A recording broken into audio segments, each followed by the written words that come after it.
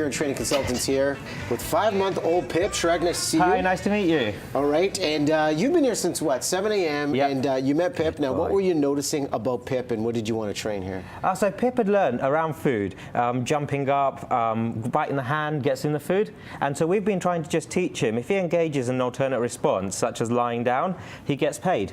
And so he's learning, if I'm eating my dinner, if I've got friends around and we're having a picnic, we're in the park, we're at the beach, he can learn nice and calmly to lie by my side in his bed, and he gets paid for that. There's no need to jump at me, no need to bite me, snatch the food, and we can get to a point where we can try and put the whole tub of food down, because we may have our plate of food on the floor in the park, and we just like the dog to be calm and happy being there. And you said when you first got here, all kinds of enthusiasm from Pip jumping at you for the food, but Yep. I'm already noticing a behavior change, and you've only Yep. been here for 40 minutes. Exactly. How does the behavior change differ when you look at a pet or a dog that's 5 months old versus one that's 2-3 years old in terms of time you need to invest to change it?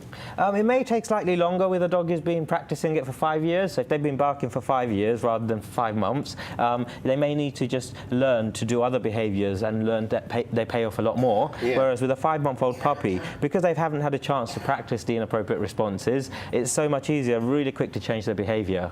But the principles are going to stay the same. And what are some of the key questions when you walk in with any family and any pet? And Pip seems like Pip's responded quite well to this. The questions you ask before you begin the training to see if it's going to be received well. So one of the first things I want to know is the dog physically healthy? So are they in pain? Are they comfortable? Make sure the vets are happy with the dog. And then what I want to see is how can the owners build trust and relationship with that dog? I want that to be based on confidence, happiness. And so I find out what the dog likes. So if the owners say to me, or the caregivers say to me, he loves hot dogs, like Pip loves hot dogs, then I'll say, let's use hot dogs to train him. Let's use that to pay him. So we go to work, we get paid with cash, or we get paid at the end of the month. Pip gets paid with hot dogs.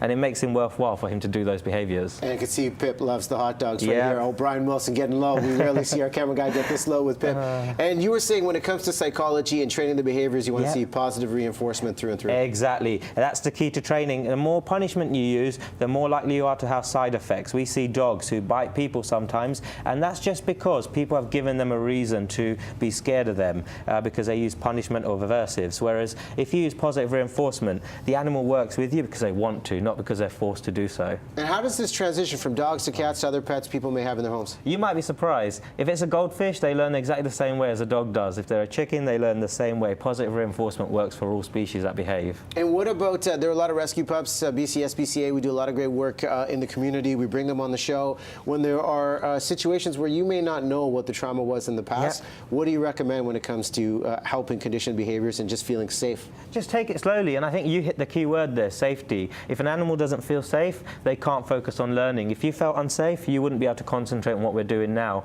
So if we can make the dog feel safe, they're going to want to learn. And so with Pip here, if I take his bed into a TV studio, he's got a place of safety. This bed at home, he knows, is comfortable, good things happen in there. So just because the bed's here, he goes, I can feel safe in this environment. So let's create safety for them and use positive reinforcement. And safest environments, some may say, I want to take my dog outside to learn how to play. Should you keep it inside? Should you go outside? What do you recommend? You can do both. You can take them outside, but when you take them outside, do it in small steps and make it fun for them. If you see that the dog's scared, so when the dogs are scared, they'll do things like walking away. They might yawn a lot, they might lick their lips, they might even pull away from you. If they do that, try and put them in a place of safety first. Okay, so you work with Pip for the hour. If we dump that entire thing on the floor, is Pip just going to go after it? Or Let's try. Is Pip trained? Let's see. Why don't we try? Challenge Pip. You know, that's an amazing Pip, and we haven't even tried this yet. We've not tried dumping the whole thing on the floor. One for me, one for you, one for me, one for you. Domesticated Matters is where you find out about Chirag and, of course, BCSPCA if you want to learn more about the work you can do and possibly add another member to your family. There's the website right there. Chirag, thanks so much. Thank you so much. I'm holding myself back from these hot dogs right now, too. Pip's doing a fantastic job. He trains dogs and humans.